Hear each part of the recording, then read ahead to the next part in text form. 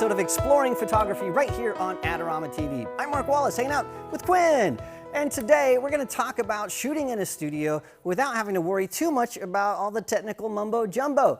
You don't have to know about light meters and ratios and inverse square law and all that kind of stuff that I love to talk about. It's actually pretty easy to hop into the studio for your very first time and get quality shots. And so what we're going to do here is Quinn's going to stand over here and we're going to do a mini photo shoot. And I want to show you how you can use TTL metering to get fantastic shots. Now, if you've watched any of my old videos, you probably are wondering, who is this guy? Isn't this Mark Wallace who says you have to use a light meter? You have to do it. Well, I am that guy, but I'm a convert to TTL metering. That's the automatic metering, the through the lens metering, because earlier this year I got a Canon R5 and I sort of converted to the mirrorless camera world, and I discovered that these newer cameras have some features that the old DSLRs that I used to work with years ago didn't have, and it's changed everything. So let's talk about the gear that I have. I have an Elechrome ELC 500. I love this light. I've got a Rotolux here. This is a 70 centimeter octabox, and it's a parabolic, sort of a deep octabox. Anyway, it doesn't really matter the exact light modifier. What we really want to talk about is how do we get a proper exposure with our camera and our flash on our model. So what I can do here is, back in the old days, I would have to go over and I'd have to use a light meter and I'd have to meter that and then set my camera to whatever the meter was, manually adjust the flash and do all kinds of stuff, and I'd have to know what all that stuff is. You don't really have to worry about that anymore. And the reason for that is the camera is just so good. So let me just show you something that is pretty crazy. So I'm going to have Quinn just look straight at me. I'm going to take a photo right out of the box. I've done nothing. This is in full auto mode. We can look at the image. It looks terrific. So why is that so amazing? Well, let me show you something here. What I'm going to do is I'm going to put this flash to the side and sort of slightly to the front. Quinn, look right at me, and I'll take another shot. And I want you to look at this photo. And what we have here is a completely black background. Quinn is properly exposed on the side of her face that's toward the light, and the other side falls into shadow. Now, back in the old days, TTL metering would have never gotten this right. And the reason for that is the way TTL metering used to work.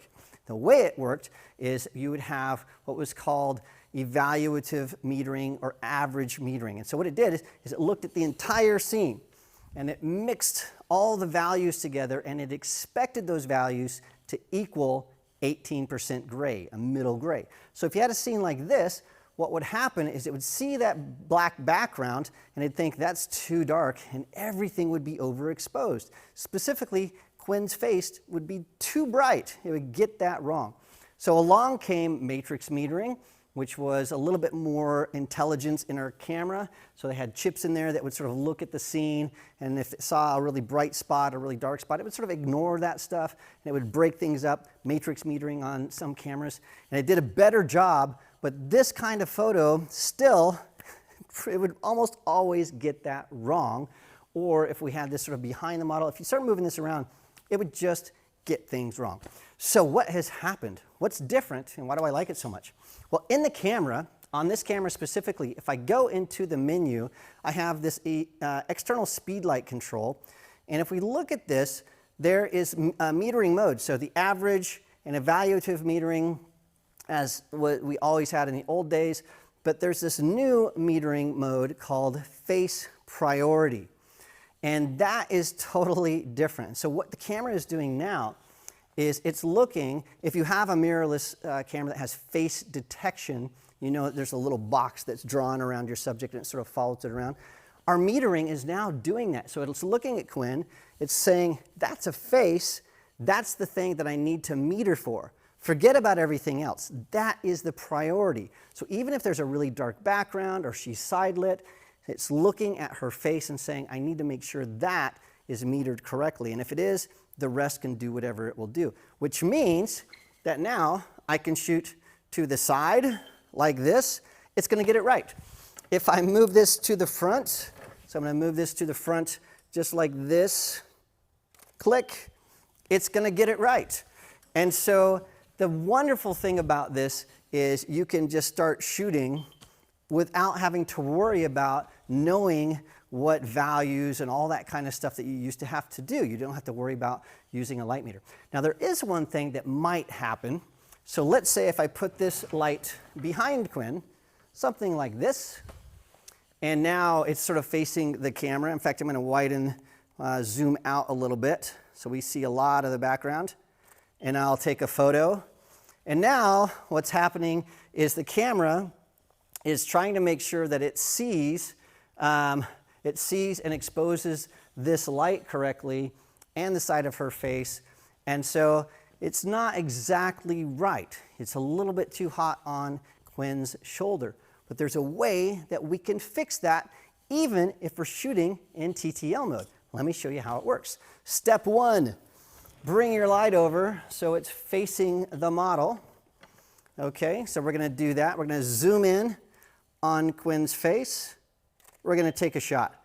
So now the camera and the flash have created a correct exposure, and my remote knows what that light output is.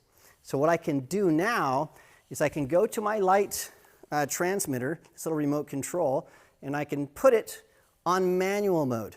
And what that does is now the exposure value is locked. In other words, no matter what I do, no matter where I go, moving in and around Quinn, this light is always going to have the same output, which means that now, if I take my camera off my tripod and I start shooting around in different angles that would generally, in the olden days, mess things up. So I'll come to the side, I'll take a shot, and that is the correct exposure. I'll come around to the front, I'll take a shot, that is the correct exposure.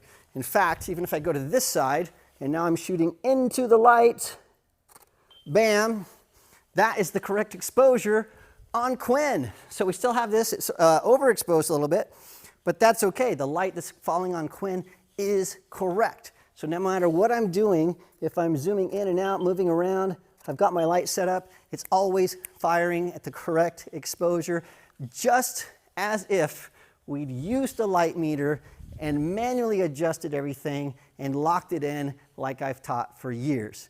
It's crazy. It's a simple way to get great studio shots without having to know how to use a light meter or really any other technical stuff. All you have to do is put your your transmitter in ETTL mode, shoot in manual mode. So I'm shooting at 200th of a second at f8, ISO 100, and then fire away. If you find that you're getting into a difficult situation where the light is going up and down, something is not right, try getting a correct exposure on the face, lock it in by changing your metering mode to manual after you've done that first shot, and then fire away. Everything's going to be great. Okay, now that we know that works, what we're going to do is we're going to prove it. So we're going to shoot a few different shots using a few different light modifiers in different positions, and I'll show you the results. And are you ready? All right, let's have fun.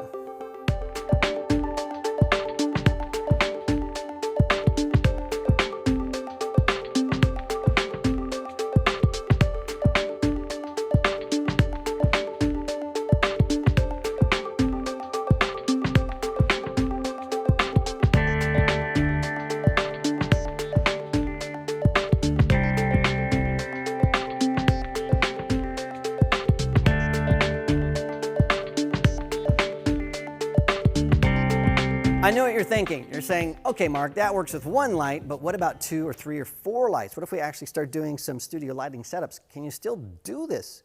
Of course you can. And so we're going to prove it. I have 2 lights here. One that's going to work just as it normally would, like we've been doing. So it's going to illuminate the front of Quinn. It's going to give her beautiful light. But then we have this hair light coming in the exact opposite way. That's probably going to be finicky. We'll have to adjust that up or down. And so what I've done is I've put my lights in 2 groups. So group 1 and group 2. And so I can control them independently. So the first step is exactly the same. So I have my remote in TTL mode. I'm going to take a nice shot of Quinn here. Bam, we have that shot. It looks, well, it looks pretty good. And so what I'm gonna do is I'm gonna hit, bam, manual mode. So I've locked in those settings. And so just to prove that it looks good, we're gonna take a couple of photos here. We're just gonna have you play with this, take a half step this way. There you go. All right, so turn a little bit toward the light. There you go, beautiful, Quinn. I love it. So when we look at these shots, that looks pretty good, but let me prove to you that you can still control these lights. And so I'm gonna go to that light. So I'm selecting it on my remote control, and I'm gonna crank it up so it is like 2 stops brighter than it should be. So I just took that up by 2 stops, and then take a half step to the, there you go. And then kablamo! Look at that, it's just really blasting. I'll do that one more time, so it's like even a couple more stops. So this is way too bright. And we can take a shot, and we're looking like, yeah, we're just totally frying her hair. It's no good. So you can adjust that. I'll go in here, I'm gonna take that, I'm gonna put it right back where it should go. In fact, I'm gonna take it down just a little bit, and then I'm gonna bring this light up just a little bit. I'm just selecting the power settings here and just moving them just a little bit. So you can adjust what the TTL metering is by just saying more power or less power. And now we can play. This looks fantastic, Quinn. I like that. Great. That looks fantastic. All right, we got a great look. We were able to shoot with 2 lights, and we didn't have to use a light meter. We didn't have to really do anything. We didn't even have a plan. I just sort of set this up. We started taking pictures, and it worked. So what we're gonna do is we're gonna shoot just a few more images just to see what you can sort of do, and then we'll wrap things up.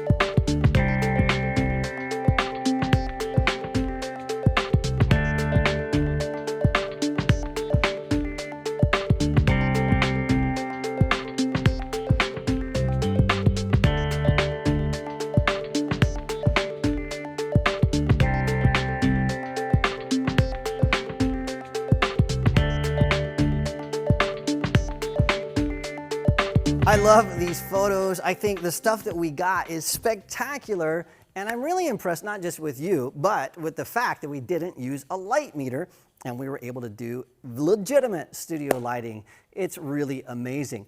In fact, if you think this is cool, in the next episode, we're going to use this exact technique with some big light modifiers to create some even more amazing images of Quinn, and you can see how we use this in a different scenario. So as always, make sure you subscribe and turn on the bell so you get a notification when that video comes out, because it is a lot of fun. All right, if you want to see more of Quinn's stuff, make sure you check out the link to her Instagram in the description of this video. Also links to the gear that we've used and some other related videos to help you out in the description of this video. Make sure you check it out. Again, subscribe, turn on the bell. You know you love it, you want it, so do that. Thanks so much for joining us, and I will see you again next time.